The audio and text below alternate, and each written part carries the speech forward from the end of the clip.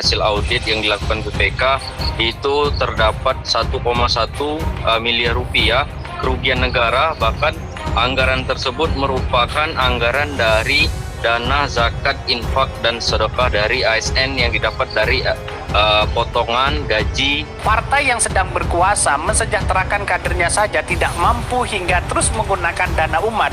Gimana mau mensejahterakan rakyat? Cari muka, jangan pakai dana umat dong. Ganjar ini lagi jadi trending topik karena apa? Karena dia ternyata membangun rumah kader, merenovasi rumah kader PDIP yang dia merencanakan 50 kader yang akan dibangun rumahnya itu ternyata menggunakan dana Basnas, ya. Basnas itu Badan Amil Zakat Nasional Jawa Tengah. Tapi dibelain oleh Basnas Jawa Tengah, kan mereka juga orang miskin. Tapi persoalannya Ganjar menyebut dengan jelas bahwa dia akan bangun rumah kader PDIP yang memang miskin. Ini berarti kalau dia anggota umat misalnya nggak dianggap miskin, kayak itu nggak mau dibantu tuh. Jadi sekali lagi ini pengetahuan Ganjar tentang public policy minim sekali kalau begitu kan. Tentu dia secara bawah sadar dia anggap bahwa dengan itu ini sebenarnya udah money politics, menyogok PDIP itu. Tapi Ibu Mega mungkin menganggap ya apa pentingnya tuh Anda mau buat apa nggak buat, kalau Anda nggak saya restu ya nggak ada efeknya. Menyampaikan memberikan bantuan untuk kader-kader PDIP berupa bantuan untuk membuka rumah 50 kader PDIP. 50 kader PDIP kali 20 juta. Nah itu dananya dari mana? Ya jangan-jangan dari bantuan juga yang diklaim dari Ganjar. Itulah yang selama ini kita persoalkan ya. Sering juga kan kita melihat ada apa bantuan presiden, banpres, segala macam dicetak dengan begitu jelas. Apa iya dana presiden? Apa iya uang presiden? Kan bukan, uang pemerintah itu. Tapi bantuan karena he is the governor of Central Java. Jadi kita harus pahami ya. Misalnya ada bantuan dari pengusaha dan lain sebagainya. Memang nggak enak jadi pejabat publik itu kalau kita mau transparan. Kalau kita mau menegakkan good governance. Tapi kalau kita mau main hengki-pengki ya.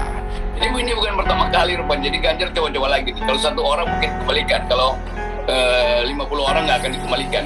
Tetapi tetap publik akan dikaitkan itu. Dan Bapak yang mengembalikan itu justru yang lebih pantas jadi presiden. Karena dia tahu bahwa dia nggak ingin dibantu hanya demi popularitas seseorang. Jadi sebetulnya kader-kader PDIP ini walaupun dia miskin tapi dia ada harga diri itu. Heboh Gubernur Jawa Tengah, Ganjar Pranowo membantu merenovasi rumah kader PDIP. Aksi ini dilakukan menjelang HUT ke-50 PDIP.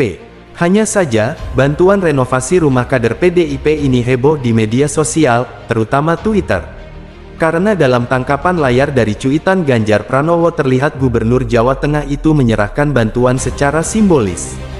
Tapi sorotan publik mengarah kepada papan bertuliskan jumlah nominal bantuan yang mencapai 20 juta rupiah. Karena tertulis bantuan itu berasal dari Basnas Badan Amil Zakat Nasional.